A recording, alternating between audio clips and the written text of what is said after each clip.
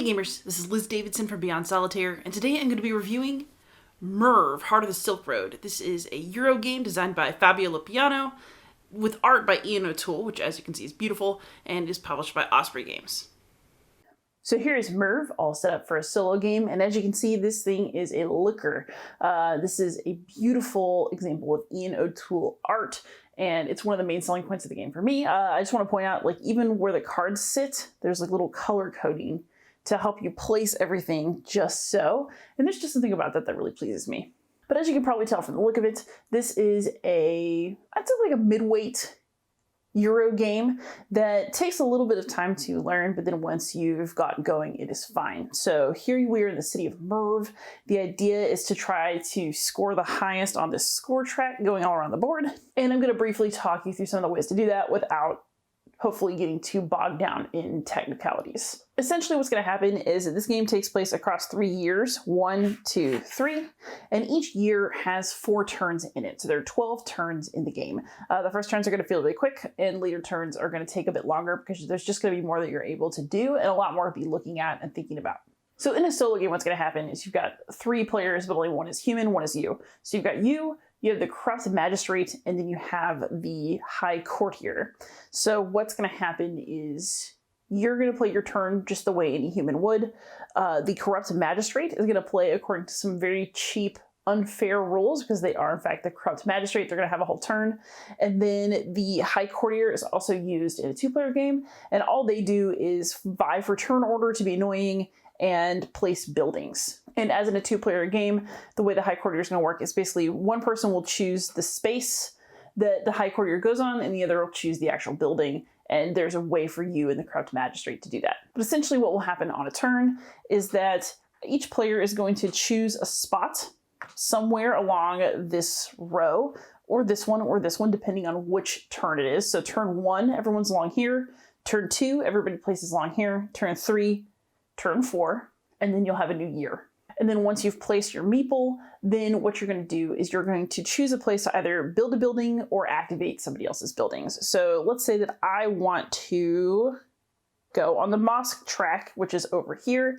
I would put a building right here on this spot. I would get a blue cube because I landed on a blue place. So there's cubes that are different currencies in the game. So you get tan, purple, orange, and blue.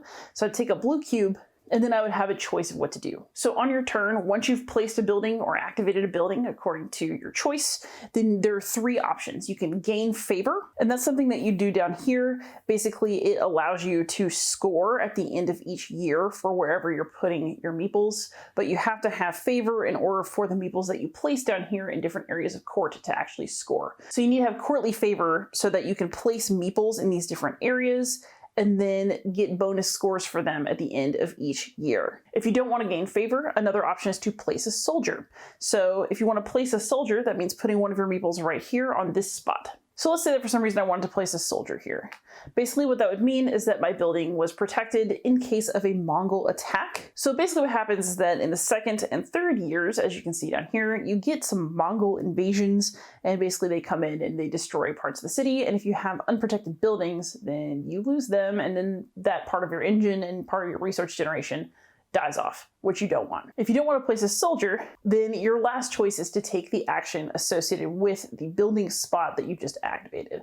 So in this case, I'd be able to take an action with the mosque, and if I had, let's say, a blue cube, I could pay that blue cube to move and start advancing on this mosque track. So I could decide that I'm gonna take this camel, pay that cube I never actually picked up, and I would actually get to keep the camel, which has a use that I'll describe momentarily.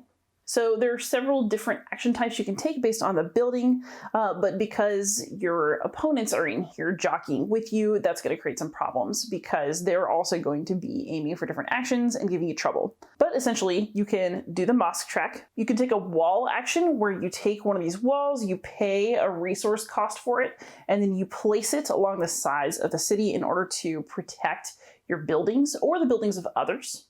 And that protection, by the way, gains you influence, which is just another track up here. And the influence track is crucial because it allows you to collect more types of spices, and collecting spices is a way to get points. So you want to make sure that your influence is doing well. So what's interesting is that you get a little bit of influence to protect yourself, but you actually get a little extra influence if you protect the buildings of someone else. So there's a bit of a semi-cooperative thing going on here.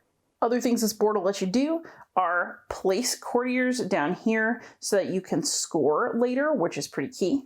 You can build trading posts, which means that you can come over here and basically place your discs to create safer routes out into the desert that allow you to acquire common and less common goods. So this is just a resource generator over here. And as you can see, the symbols will match, so you know what buildings let you do what.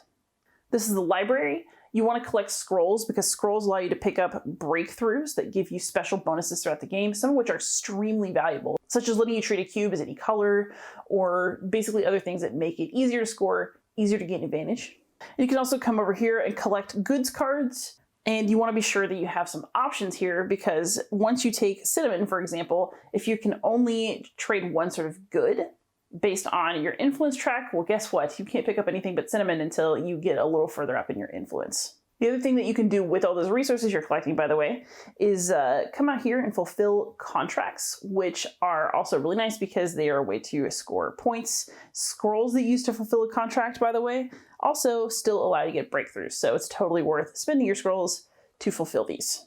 So essentially what you're looking at is a whole lot of interlocking actions that people are going to compete to take. Because, for example, you need to place meeples here in order to score. You need to think about where you might want to invest in order to decide where you want to place your meeples, because you're going to have limited favor. Your influence impacts what you can collect over here and therefore what you can score for down here. The mosque gives you some all-around bonuses that are really handy, and you're going to always need to be producing resources, which means you need buildings down here and you need to be able to trade along these trade routes. And you can do things like spin camels that you collect throughout the game to do this without creating trading posts, but in the long run that's less efficient, so you want to make sure you're coming out here and doing what you need to do.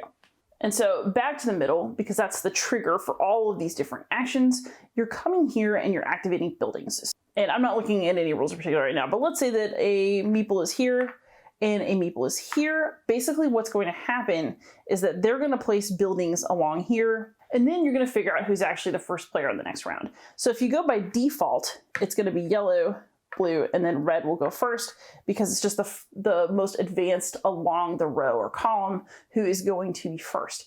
However, because yellow gets to choose that first, it's possible that they would do something like pay 2 camels. We're just going to borrow these camels from over here.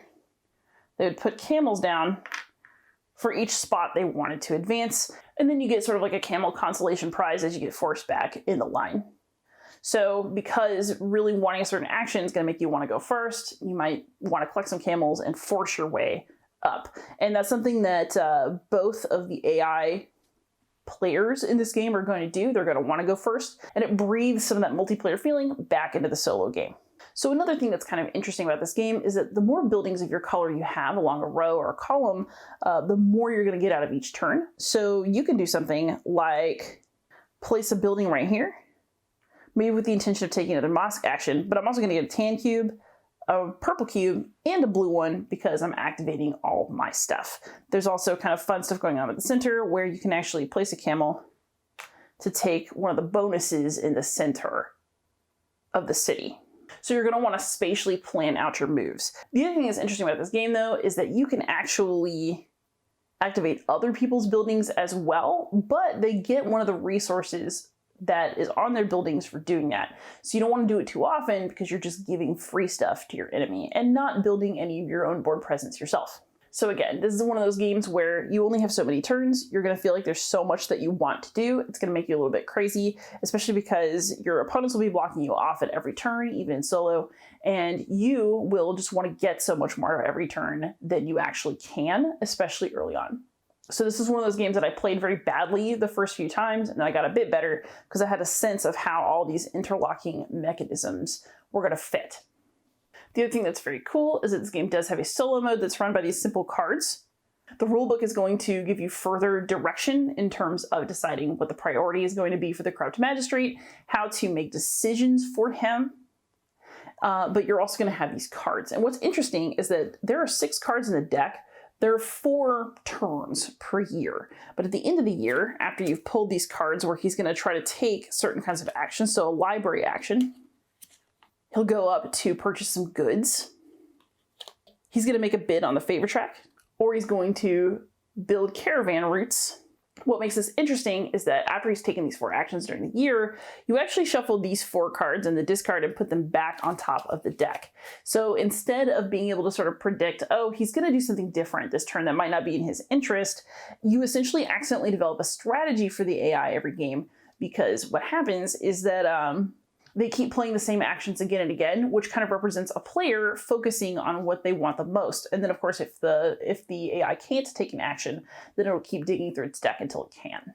Much as a human player might have preferred actions and then have to revert to plan B or even C, depending on what else other people hogged up on the board.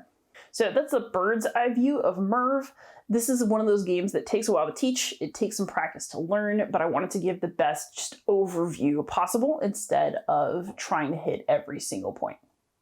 So now that you've got a sense of interlocking mechanisms, what the game generally looks like, and what your general goals are, let's have some final thoughts. So now for some final thoughts. I do think there's a lot to appreciate about Merv. I think that the interlocking mechanisms and how hard it is to get what you want done while competing with space for other players is very puzzly, and I think it's satisfying for players who like that. In fact, the solo mode was fine, but I suspect this game may actually be better multiplayer because of the more thoughtful competition for space and resources between sentient players. So the solo mode's perfectly good. It works just fine, but this game is clearly meant to be a fairly confrontational Euro game, and I think that having a person to have a confrontation with is great, especially since it's Thanksgiving week, and this is the perfect time for confrontations with your family and friends. There's no question that the graphic design is beautiful. Ian O'Toole's art is just stunning. He's done it again. There's no surprise there, and I love how games with Ian O'Toole art have a really beautiful blending of form and function. So the art is gorgeous, but it also tells you how to play the game visually, which I think is really helpful. So all of that said, Merv is a solid, totally decent Euro game, and I think that people who like games like this will also like Merv.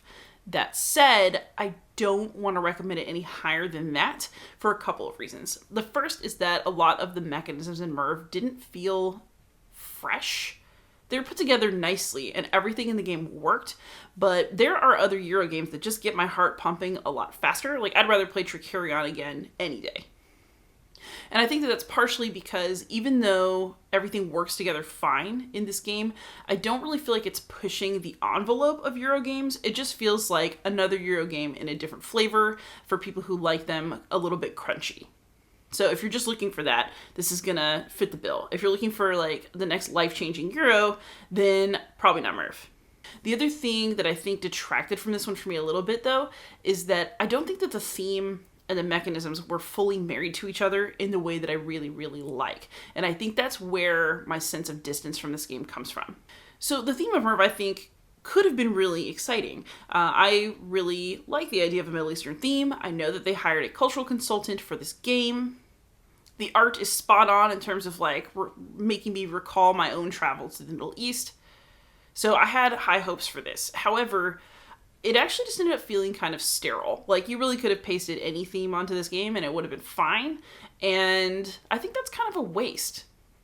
I also think the way that the theme was set up generally is a little bit off. So basically the idea of Merv is that, this is during the time City of Prosperity, you're traders, you're trying to make a bunch of money, you're trying to be really successful, and the Mongols are kind of on the horizon about to invade. So a couple times during the game, you just have like a casual Mongol invasion. You only really think about it in terms of like your economic prosperity and not really in terms of the fact that you just got your soldier killed that you put out there. But the other thing that's funny is it's like, you're just fiddling while Merv's about to burn. This is this lovely idyllic time before the city gets totally wrecked and never fully recovers. And I find that just sort of an odd choice. Like, you're sitting here having fun and dancing along on the precipice of something terrible, but there's no awareness of that in the actual gameplay. The invasions just feel remarkably chill for an invasion by an enemy army. And to add to that, I could tell that they were trying to kind of make the goods really cool. Like, their peaches in that city was known for like the high quality of its peaches. You know, they're little touches of theme that are cool, except that they don't really come out in the gameplay.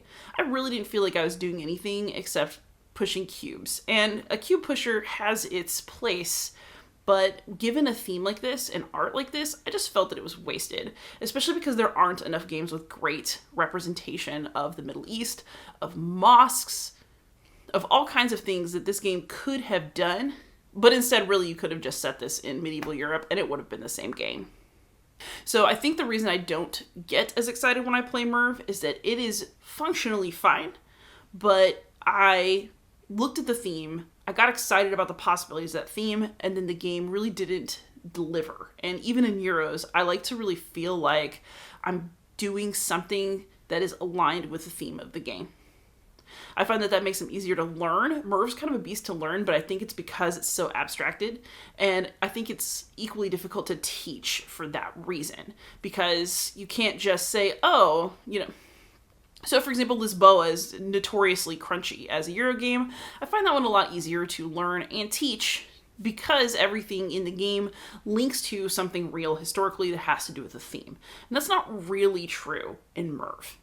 So it's still a good game. If I had to give it a rating, and I'm trying to stop doing that in here, I'd give it like a solid 7 out of 10. It's fine. And if you love Euros and you're looking for a fresh one, I think you'll enjoy it. But I also think that there were some missed opportunities here, both in terms of pushing the envelope mechanism-wise and in terms of really embracing the theme and making it something more than a visual flight of fancy. And, you know, for me as a gamer, that's something that really matters. So, totally decent Euro. If you're looking for one, it's fine. But I wouldn't say more than that. Thanks for watching, and happy gaming.